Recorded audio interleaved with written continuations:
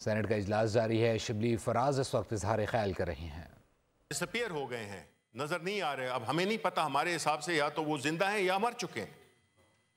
میرا خیال ہے کہ یہ ایک بڑا ہی مناسب ڈیمانڈ ہے کہ ان لوگوں کے بارے میں بتایا جائے, کیونکہ دیکھیں یہ پاکستانی ہیں, یہ کوئی باہر کے لوگ نہیں ہیں, یہ پاکستانی لوگ ہیں.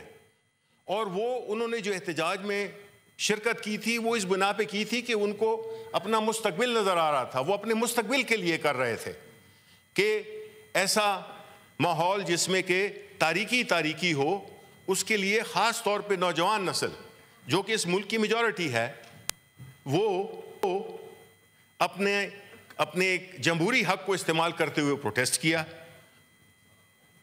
جواب میں ان کو گولیاں ملی, گولیاں کھائیں انہوں نے. یہ چیزیں ہیں جسے سینٹ کا اجلاس جاری ہے. شبلی فراز اس وقت اظہار خیال کرتے. اسی کے ساتھ سبسکرائب کریں اور بیل دبائیں تاکہ کوئی خبر رہ نہ جائے.